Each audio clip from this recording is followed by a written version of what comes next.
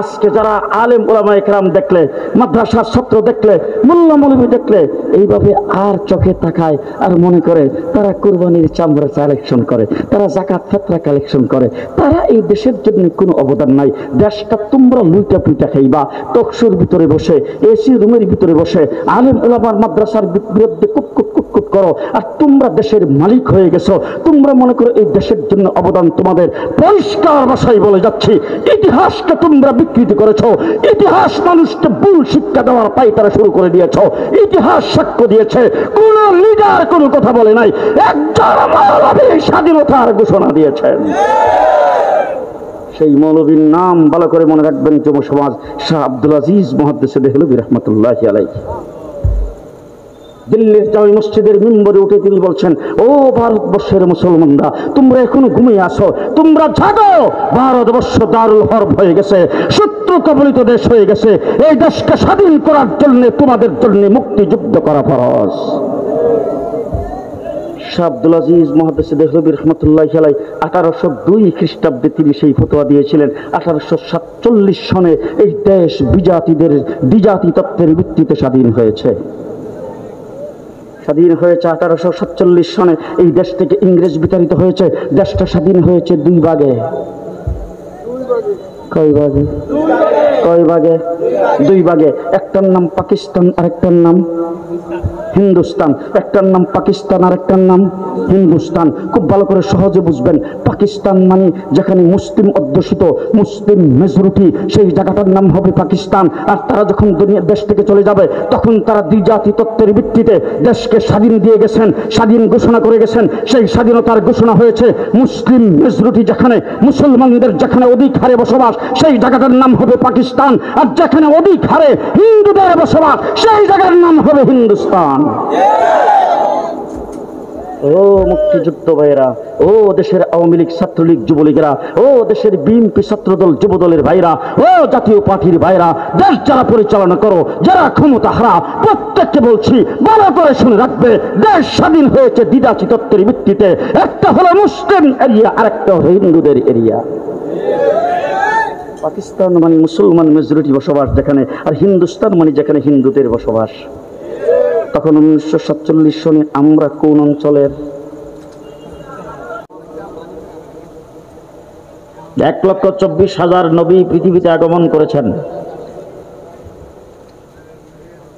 কুরআনে কারীমের আগে আল্লাহ পাক 103 খানা কিতাব নাজিল করেছেন। 100 কিতাবকে বলা হয় সহিফা, ছোট কিতাব। 3টা কিতাব হলো বড়, তাওরীত, জবুর, ইনজিল। আজকের পৃথিবীতে অনেক দেশে মিউজিয়াম আছে, জাদুঘর আছে। আমেরিকা, ইউরোপ, ইংল্যান্ড, পৃথিবীর উন্নত দেশগুলোতে আজকের থেকে হাজার বছর আগের বিভিন্ন রকম আসবাবপত্র, মানুষের বানানো বিভিন্ন রকম জিনিসপত্র দিয়ে মিউজিয়াম সাজায় রেখেছেন। হাজার মানুষ সেখানে টিকিট কেটে টাকা পয়সা খরচ করে সেটা দেখার জন্য যায়। বর্তমান পৃথিবী মিডিয়ার যুগ। কোন মিডিয়া আজ পর্যন্ত কেউ দেখাইতে পারে নাই পৃথিবীর কোন মিউজিয়ামে 100 সহিফার কোন একটা কপি আছে।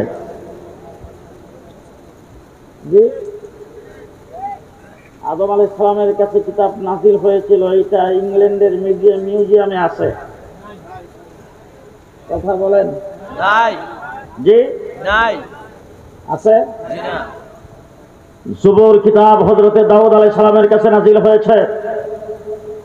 গোটা পৃথিবীতে কিতাবের যেমন কোনো অস্তিত্ব নাই, তার একজন সমর্থক নাই। ডাইনে বামে তাকায় দেখবেন, কেউ যদি কথা না বলে মনে করবেন যে অন্য দলের লোক। আজকে গোটা পৃথিবীর যারা মুসলমানদের উপর নির্যাতন করে সেই ইহুদি সম্প্রদায়, মূসা আলাইহিস সালামের উম্মতের দাবিদার, তাওরীত কিতাবের অনুসারী, চ্যালেঞ্জ করে বলতে চাই, পৃথিবীর মানচিত্রে কোথাও ইহুদিদের কাছে তাওরীত কিতাবের একটা কপি থাকতে বাবার বেটা হইলে দেখাও। আছে? তাওরীতের হাফেজ বোধ হয়ে আছে গোটা 50 জি আছে।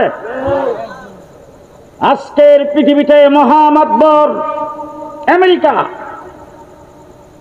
গোটা পশ্চিমা দুনিয়া পৃথিবীর উপরে মাতবরি করে। আমার দেশে যারা ক্ষমতায় থাকতে চায় তারাও আমেরিকার দিকে তাকায় আছেন, যারা ক্ষমতায় যাইতে চায় তারাও আমেরিকার দিকে তাকায় আছেন। আমেরিকার ধর্ম কি? জি খ্রিস্টান। তাদের কোনো কিতাব নাই তো? আছে কিতাব, ইনজিল, বর্তমান নাম বাইবেল, ঠিক কিনা বলেন? তাদের কি ডলারের অভাব? কথা বলেন। অস্ত্রের অভাব, ক্ষমতার অভাব, মাতবরির অভাব, শক্তির অভাব? ডলার আছে, ক্ষমতা আছে, অস্ত্র আছে, মাতবরি আছে, তাদের কিতাবের একজন হাফেজ নাই। আছে? জি আছে? নাই। শুধু তাই না, বাবার বেটা হইলে আজকেই গত ঈদের 3 দিন আগে আমি আমেরিকা থেকে এসেছি। নিউ ইয়র্কে এক সেমিনারে আমি বলেছি, গোটা পৃথিবীর খ্রিস্টানকে চ্যালেঞ্জ করে বলতে চাই, বাবার বেটা হইলে ঈসা আলাইহিস সালামের কাছে যে ইনজিল কিতাব নাজিল হয়েছিল, যেই ভাষায় নাজিল হয়েছিল, তার একটা কপি পৃথিবীর কোথাও দেখাও। আছে তো? জি শেষ কথা, আমার কোরআন কোন ভাষায়? আরবি ভাষা পৃথিবীর কোথাও নাই তো? আছে? পৃথিবীর কোন দেশের মানুষ কি আরবি ভাষায় কথা বলে? কোন দেশ? সৌদি আরব, আরব আমিরাত, কাতার, কুয়েত, মিশর, জর্দান, গোটা মিডল ইস্টের বিশাল একটি অঞ্চল আরবি ভাষায় কথা বলে। আমার কোরআনের ভাষা। খ্রিস্টান জগৎকে চ্যালেঞ্জ করে বলতে চাই, ঈসা আলাইহিস সালামের কাছে যেই ভাষায় ইনজিল কিতাব নাজিল হয়েছিল, গোটা পৃথিবীর জমিনে সেই ভাষার অস্তিত্ব দেখাও। আছে? আছে? কোরআনে কারীম মনে হয় 40 পারার থেকে এখন 30 পারা রয়েছে। হ্যাঁ, সূরা ফাতিহার আয়াত তো ছিল 21টা, এখন আছে 7টা। কথা বলে জি। বিসমিল্লাহ বোধ হয় লম্বা ছিল 31টা, এখন আছে 1 লাইন। কথা বলেন, কথা বলেন। মুহাম্মাদুর রাসূলুল্লাহ সাল্লাল্লাহু আলাইহি ওয়াসাল্লাম মসজিদে নববীতে সাহাবায়ে কেরামকে মুক্তাদি বানায়া আল্লাহর নবী যে নামাজ পড়েছেন, যেই কোরআন তেলাওয়াত করেছেন, আবু বকর সিদ্দিক যেই কোরআন তেলাওয়াত করেছেন, উমর ইবনুল খাত্তাব যেই কোরআন তেলাওয়াত করেছেন, উসমান আলী যেই কোরআন তেলাওয়াত করেছেন, 100 লক্ষ সাহাবী যেই কোরআন তেলাওয়াত করেছেন, ইমামে আজম আবু হানিফা যেই কোরআন তেলাওয়াত করেছেন, ইমাম আহমদ ইবনে হাম্বল যেই কোরআন তেলাওয়াত করেছেন, সেইটাই আমাদের মধ্যে আছে, কিয়ামত পর্যন্ত থাকবে। কোন পরিবর্তন? আল্লাহু আকবার, আল্লাহু আকবার। ঘরে ঘরে জালো, কোন পরিবর্তন? জি বাদ দিলাম কোরআনে কারীমের পরিবর্তন। আজকের থেকে 1400 বছর আগে মুহাম্মদুর রাসূলুল্লাহ সাল্লাল্লাহু আলাইহি ওয়াসাল্লাম পৃথিবীতে আগমন করেছেন। 40টা বছর পর্যন্ত মক্কা নগরীতে কাটাইয়েছেন, নবী হন নাই। নবী হওয়ার পরে 13 বছর কাটাইয়েছেন, বাকি 10 বছর তিনি মদিনায় কাটাইয়েছেন। নবুয়তির 23 বছরের জিন্দেগি শেষ। রাসূল সাল্লাল্লাহু আলাইহি ওয়াসাল্লাম আরাফার ময়দানে যায় হাজির হয়েছেন।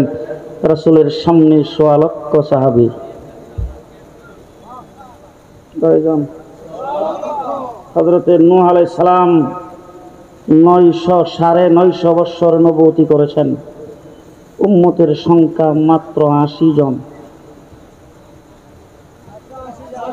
ঘুমাইছেন ঘুমাইছেন? আগামীকাল দোকানপাটে বৈশা বলবেন ইফানের নাম ওয়াজ। 100 বার করেন, কিন্তু কথাগুলি ভালো করে শুনে রাখেন।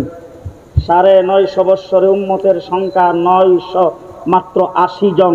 আমার নবী মুহাম্মদুর রাসূলুল্লাহ সাল্লাল্লাহু আলাইহি ওয়াসাল্লাম বদরের যুদ্ধে গিয়েছেন প্রথম হিজরিতে, সংখ্যা হলো মাত্র 313 জন। আল্লাহর নবী 1 বৎসর পরে উহুদের লড়াইয়ে গিয়েছেন, মাত্র 750। রাসূল 6 হিজরিতে সুলহে হুদাইবিয়া করেছেন, সেখানে সাহাবীর সংখ্যা 1400। আমার রাসূল সাল্লাল্লাহু আলাইহি সাল্লাম 8ম হিজরিতে মক্কা বিজয় করেছেন, সেখানে সাহাবীর সংখ্যা 10,000। রাসূল সাল্লাল্লাহু আলাইহি সাল্লাম 10ম হিজরিতে আরফার ময়দানে হাজির হয়েছে, সামনে 1,29,000। এই সুবহানাল্লাহ, এত জোরে করে বাইরে মানুষের ঘুম ভাঙবে আসবে। 10 বৎসরের ব্যবধানে রাসূলের সামনে 1,29,000। রাসূল উটের উপরে সওয়ার। জিবরাইল আমিন আগমন করেছেন, এসে বলছেন আল ইয়াউমা আকমালতু লাকুম দীনাকুম। ভালো করে বুঝবেন, ভালো করে বুঝবেন। আল ইয়াউমা আকমালতু লাকুম দীনাকুম, যেই দিনের জন্য তাইফের জমিনে বৃষ্টির মতো আঘাত খেয়েছেন, তাইফের জমিনে বৃষ্টির মতো পাথরের আঘাত খেয়েছেন, আপনার পক্ষে মানব বন্ধন করার কেউ ছিল না। যেই দিনের জন্য আপনি রক্তাক্ত হয়েছেন, আপনার পক্ষে স্লোগান দেওয়ার কেউ ছিল না। যেই দিনের জন্য উটের নারী বুড়ি এনে আপনার পিঠের উপর রেখে দেওয়া হয়েছে, কিন্তু আপনার পক্ষে প্রতিবাদ করার কোনো লোক নাই। যেই দিনের জন্য সওয়াবে আবি তালেবের ভিতরে আপনাকে গৃহবন্দী করে রাখা হয়েছে, আপনার পক্ষে মিছিল করার কেউ নাই। যেই দিনের জন্য আপনি 313 জনকে নিয়ে তারপরে বদরের যুদ্ধে গিয়েছেন, যেই দিনের জন্য উহুদের লড়াইয়ে দান দান শহীদ করেছেন, যেই দিনের জন্য আমির হামজার লাশটাকে টুকরা টুকরা করা হয়েছে, যেই দিনের জন্য হযরত সুমাইয়াকে শুলি মেরে হত্যা করে দেওয়া হয়েছে, যেই দিনের জন্য হযরত খাব্বাব আর খুবাইবকে জীবন দিতে হয়েছে, যেই দিনের জন্য কারবালার পায়ে প্রাণ ধরে আপনার নাতি হুসাইন জীবন দেবে, যেই দিনের জন্য হযরত বেলালকে উত্তপ্ত মাটির মধ্যে শেষরান হয়েছে, যেই দিনের জন্য সাহাবায়ে কেরাম নির্যাতন ভোগ করেছে, সেই দিন আল ইয়াউমা আকমালতু লাকুম দীনাকুম, আজকে অল কমপ্লিট।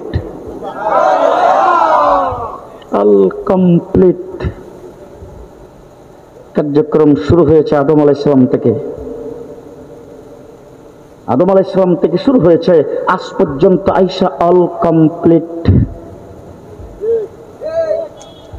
হুজুর আকরাম সাল্লাল্লাহু আলাইহি সাল্লাম যখন সাহাবায়ে কেরামের সামনে আয়াত তেলাওয়াত করেছেন, সাহাবায়ে কেরাম চোখ দিয়ে পানি ঝরতেছে, মুখে হাসি,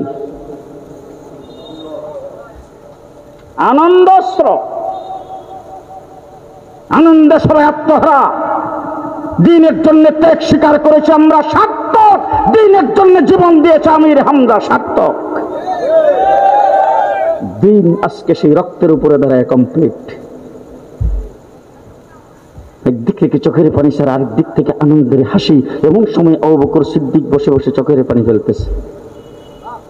সাহাবায়ে কেরাম জিজ্ঞেস করেছেন, আবু বকর, আমরা তো সবাই আনন্দিত, একজন আরেকজনকে আতর লাগাইতেছি, একজন আরেকজনের সঙ্গে কোলাকুলি করতেছি, একজন আরেকজনকে চুমু খাইতেছি, একজন আরেকজনকে হাতে ধরে জিজ্ঞেস করতেছি, তুমি এমন যুদ্ধের মধ্যে গিয়েছিলা, সেখানে গিয়ে তুমি আহত হয়েছিলা, তোমার না পাউটা ভাঙ্গা, তোমার না হাতটা কাটা গেছে, তোমার না একটা চোখ চলে গেছে, এই দিনের জন্য আজকে দিন কমপ্লিট হয়েছে, তুমি খুশি না বেজার? সে খুশিতে আত্মহারা, তুমি বসে বসে কাঁদতেছো, কারণটা কি? আবু বকর সিদ্দিক বলে, তোমরা যেই সেন্সে খুশি, আমিও সেই সেন্সে খুশি, কিন্তু একটা জিনিস তোমরা লক্ষ্য করো নাই, যেটা আমি লক্ষ্য করেছি। এই দিনকে কমপ্লিট করার জন্যই আল্লাহ পাকের হাবিবকে আল্লাহ পাক পৃথিবী সৃষ্টির 1000 বছর আগে নিজে পড়াইছেন। আল্লাহ পাক সবকে সৃষ্টির আগে আল্লাহর হাবিবকে সৃষ্টি করেছেন, কিন্তু দুনিয়াতে সকলের পরে রাসূলকে প্রেরণ করেছেন দিনকে কমপ্লিট করার জন্যই। এই মিশন দিয়ে রাসূলকে দুনিয়াতে পাঠানো হয়েছে। মিশন কমপ্লিট, হুজুর আর দুনিয়াতে থাকবেন না। কথা বলতে বুঝাইতে পারতেছি না। মিশন কমপ্লিট, রাসূল আর থাকবেন না। এই আয়াত রাসূল সাল্লাল্লাহু আলাইহি সাল্লামের চলে যাওয়ার বার্তা। এই কথাটা যখন সারা মাঠের মধ্যে ছড়িয়ে পড়ছে, এখন সবাই ঘোরাঘুরি করে কান্না শুরু করে দিয়েছেন। হাই হাই, দিন তো কমপ্লিট হয়েছে ঠিক, কিন্তু রাসূলের চেহারা তো আর বেশি দিন দেখতে পারবো না, হুজুর তো দুনিয়ার থেকে চলে যাবে, হুজুর যাওয়ার সংকেত এসে গেছে। এই কথা যখন রাসূলের কানে আসছে, রাসূল সকলের সামনে বক্তৃতা দিয়ে বলেছেন, থামো থামো, অতীতে নবী চলে গেছে, তার নবুয়ত চলে গেছে, তার কিতাব চলে গেছে, তার আইন কানুন চলে গেছে, তার সুন্নাত চলে গেছে। ও শুনে রাখো সাহাবায়ে কেরাম, শুনে রাখো উম্মত, আমি চলে যাব, আমার দিন যাবে না।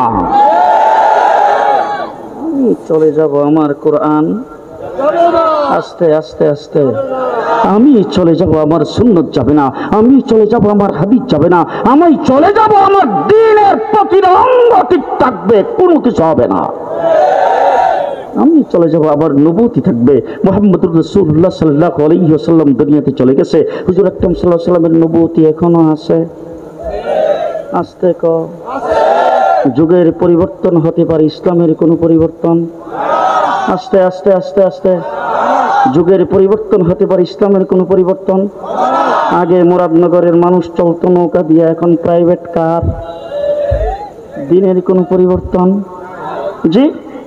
এই জন্য দৃষ্টান্ত স্বরূপ অনেক সময় বলে থাকি, যখন ছোট সময় মক্তবে পড়তাম, মক্তবের কারি সাহেবরা আমাদেরকে শিক্ষা দিত, তাত্ত্বিতে যাওয়ার সময় সর্বপ্রথম বাম পাও দিয়া যাইতে হইবে। কোথায় যাওয়ার সময়? হ্যাঁ, তাত্ত্বিতে যাওয়ার সময় সর্বপ্রথম বাম পাও দিয়া যাইতে হইবে। কিছুদিন পরে তাত্ত্বি হয়ে গেছে টয়লেট, টয়লেটের পরে হয়ে গেছে ল্যাট্রিন, ল্যাট্রিনের পরে বাথরুম, বর্তমানে ওয়াশরুম। জি, আমার বাসার কাজ করাইতেছি, বাসার ফ্লোরের টাইলস কিনতে গেলাম, মাত্র লাগে 1.5 লক্ষ টাকা। বাথরুমের টাইলস আমার ছেলে যাইয়া টাইলসের দোকানে একটা ফর্মুলা দিল, এইভাবে টাইলস লাগাইতে চাই, এইভাবে বাথরুমটা বানাইতে চাই, বাথরুমে লাগে 3.5 লক্ষ। ছেলে তাকে বিদেশ, বাড়িতে আসছেন আইসা, তারপরে ইঞ্জিনিয়ার দেখা বাড়ির জন্য তিনি ড্রয়িং করেছেন, ইঞ্জিনিয়ার প্ল্যান দিয়েছে, ছেলে বাবাকে বলে গেছেন এই প্ল্যান অনুযায়ী আপনাদের জন্য ট্রিপ্লেস বাড়ি হবে। জীবনভর সোনের ঘরে আর কিটিনের ঘরে কাটাইছেন, আমি এখন টাকা পয়সার মালিক হয়েছি, আপনাদেরকে আর কষ্ট করতে দেব না, আপনারা এখন পাকা বিল্ডিংয়ে আরামদায়ক জায়গায় থাকবেন। বাবার কাছে ছেলে টাকা পাঠাইতেছে আর বিল্ডিং এর কাজ হইতেছে, হঠাৎ একদিন টেলিফোন করে জিজ্ঞেস করে, আব্বা কাজটা কদ্দূর হয়েছে? বলে, বাবা ফ্লোরের টাইলস লাগানো শেষ, আগামীকাল থেকে ওয়াশরুমের টাইলস লাগাবে।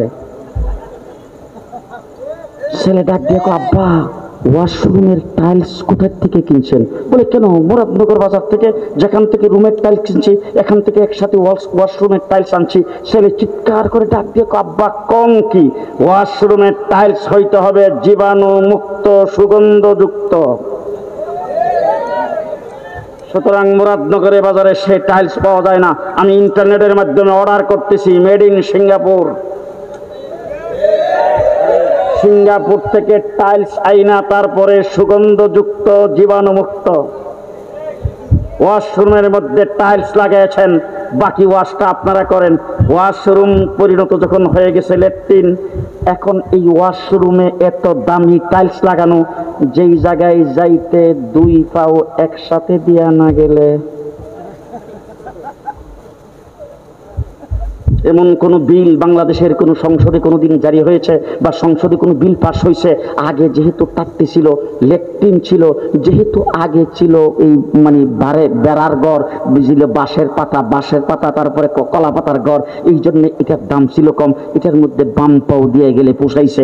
এখন যেহেতু দামি ওয়াশরুম, এই জন্য এখন 1 পাও দিয়ে ভিতরে ঢুকলে সম্মান থাকে না, 2 পাও দিয়া লাভ দিয়া ঢুকতে হবে। এরকম কোন বিল? জি জি, টাট্টিতে যাইতে যেই পাও, ওয়াশরুমে যাইতে পরিবর্তন? আস্তে ক, আস্তে।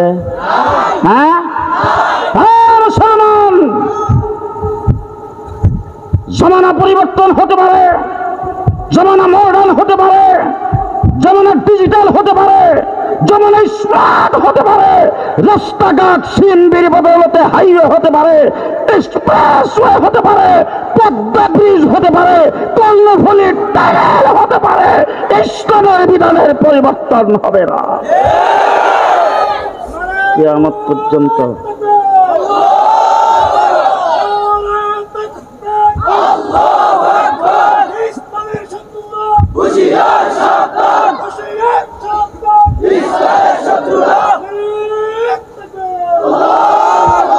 কোন পরিবর্তন?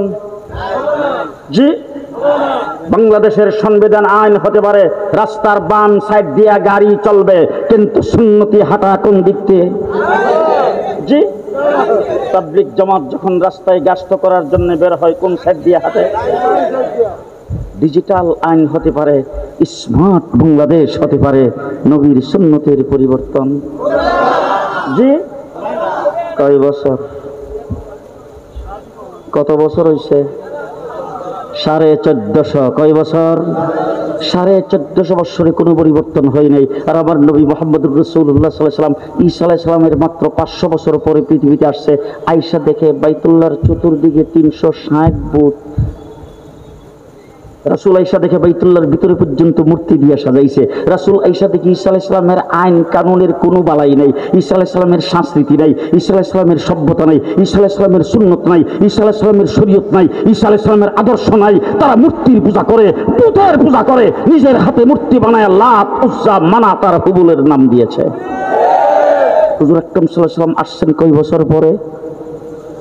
500 বছর পরে। 500 বছর আয়েশা বছর পরে পরে আয়েশা রাসূল সাল্লাল্লাহু আলাইহি ওয়াসাল্লাম দেখেন, ইয়া আল্লাহ, তাদের ঈসা আলাইহিস সালামের উম্মত, কিন্তু তাদের এত অসভ্য হয়েছে, আর অসভ্যতার এরকম পর্যায়ে তারা পৌঁছেছেন, তারা মেয়ে সন্তান জন্মগ্রহণ করলে জিন্দা কবর দেয়, বাইতুল্লাহ শরীফ উলঙ্গ হয়ে তোয়াফ করে। মুহাম্মদুর রাসূলুল্লাহ সাল্লাল্লাহু আলাইহি ওয়াসাল্লামের 500 বছরের ব্যবধানে আয়েশা দেখলেন ঈসা আলাইহিস সালামের ইনজিল কিতাবের বংশও নাই।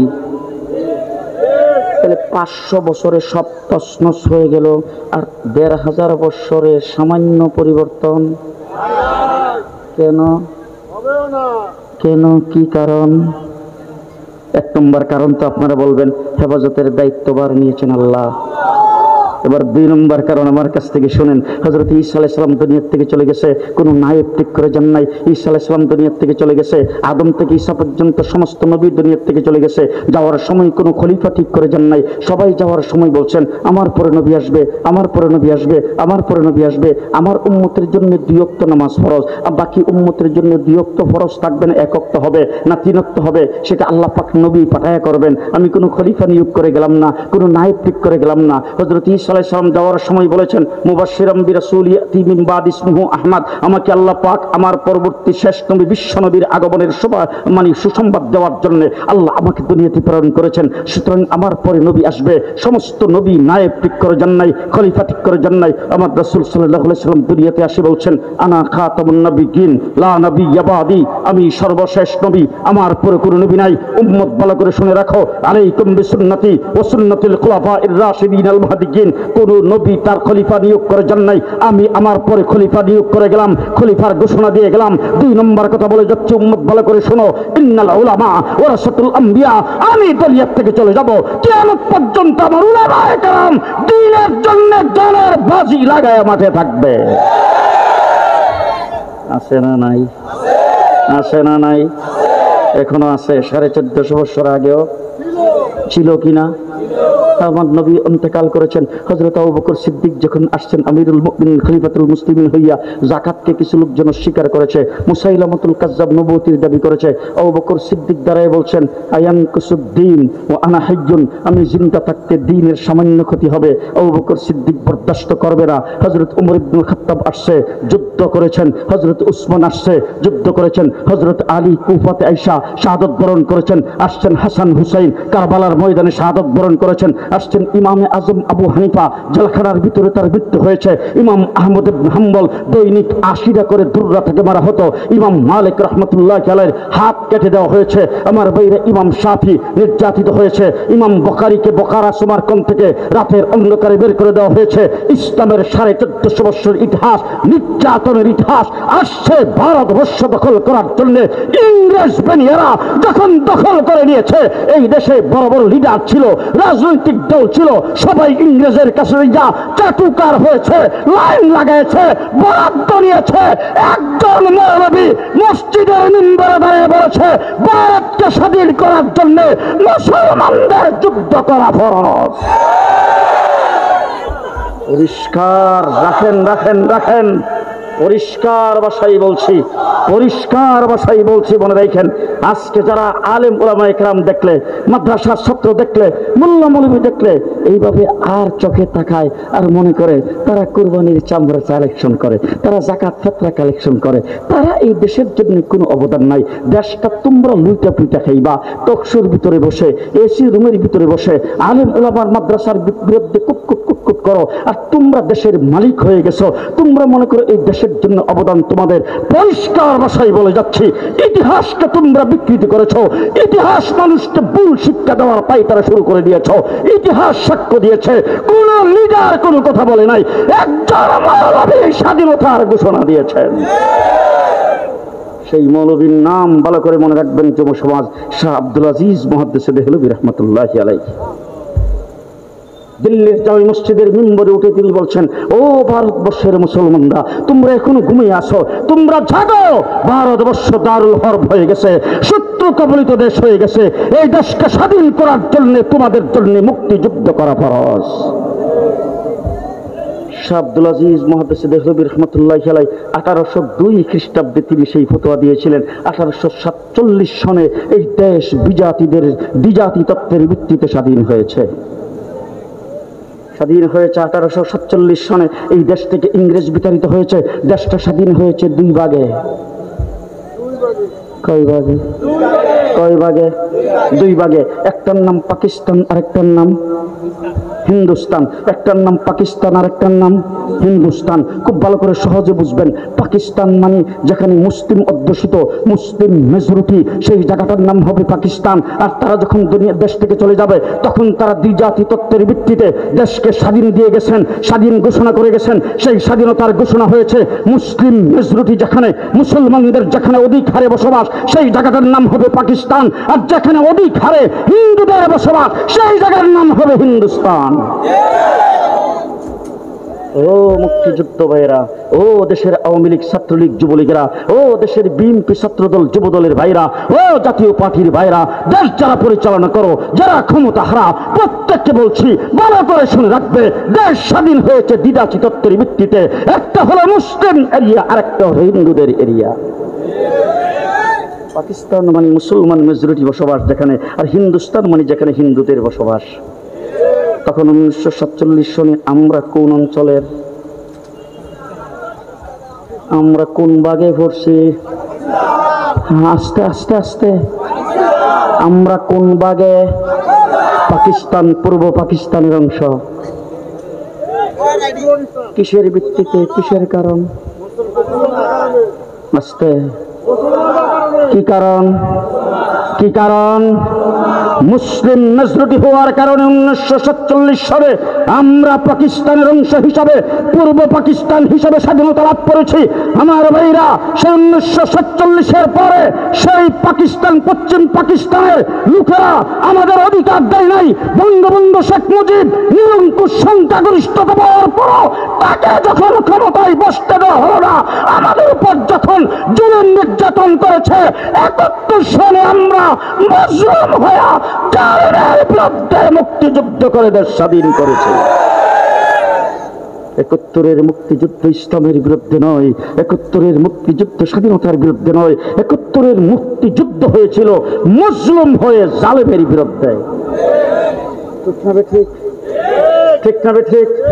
তারা যখন আমাদের উপরে জুলুম করেছে, আমাদের বঙ্গবন্ধু ফাঁস করার পরেও যখন তারা ক্ষমতা দিতে রাজি হয় নাই, ক্ষমতাকে যখন তারা কুক্ষিগত করে রেখেছে, তখন গণতন্ত্রকে প্রতিষ্ঠা করার জন্য আমরা মুসলিম হিসাবে জালেমদের বিরুদ্ধে অস্ত্র ধরে 9 মাস রক্তক্ষয়ী যুদ্ধের পরে দেশ স্বাধীন করেছি। ঠিক না ঠিক? এর সর্বপ্রথমে দেশটা আজাদ হয়েছে কিসের নামে? আস্তে, কিসের নামে? শেষ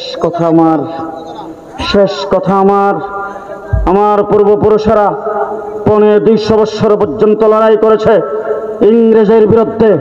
1971 সনে জালেমদের বিরুদ্ধে, অত্যাচারকারীদের বিরুদ্ধে, দখলদারদের বিরুদ্ধে মুক্তিযুদ্ধ করে দেশ স্বাধীন হয়েছে। সেই দেশ আরেকজনের কাছে বিক্রি করার জন্য নয়। পরিষ্কার ভাষায় বলে যাচ্ছি, আমরা আমাদের জীবন দিয়ে দিতে পারি, ইসলাম দিতে পারি না। পারবেন? আজকে যদি আমার বাংলাদেশের উপর দিয়ে ট্রেন চালায় দেয় 100 বার দুঃখ, আপত্তি নেই, কিন্তু আপত্তি ওই জায়গায় করতে চাই, আমার দেশের শিক্ষা সংস্কৃতি যদি রদবদল করে অনিসলামিক সংস্কৃতি দেশে জারি করতে চায়, সেই সুবাদে দেশের ভিতরে ঢুকে যদি ইসলাম থেকে মানুষকে দূরে সরাইতে চায়, ইসলামিক কৃষ্টি কালচার থেকে যদি মানুষকে দূরে সরাইতে চায়, এই দেশে যে ইসলামের একটা ফেজা রয়েছে, ইসলামের একটা আদর্শ রয়েছে, সেই আদর্শ থেকে যদি আমার দেশের যুবক যুবতীদেরকে এই দেশে ইসলামকে বিদায় করে বিজাতিদের শিক্ষা আমাদের উপর চালু করে দিতে চাই, তখন কি বুক টান করে বলতে পারবেন, হে দাদু বাবারা ভালো করে শুনে রাখো, আমরা মুসলমান?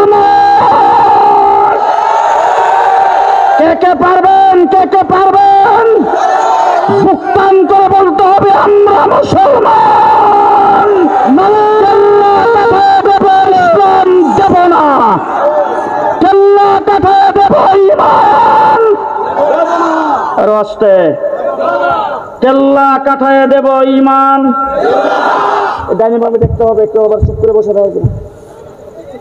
কেল্লা কাটায় দেব ইসলাম। আরো আসতে, কেল্লা কাটায় দেব ইসলাম, জীবন দিয়ে দেব ঈমান। রাজি আছেন? কে রাজি? রাজি আছেন? আল্লাহ কবুল মঞ্জুর করুক। সকলে বলেন আমিন। আরো জোরে বলেন আমিন। আমার বাংলাদেশের তিন দিক কিন্তু কাঁটাতারের বেড়া, আরেক দিক সাগর। কথা কয় না?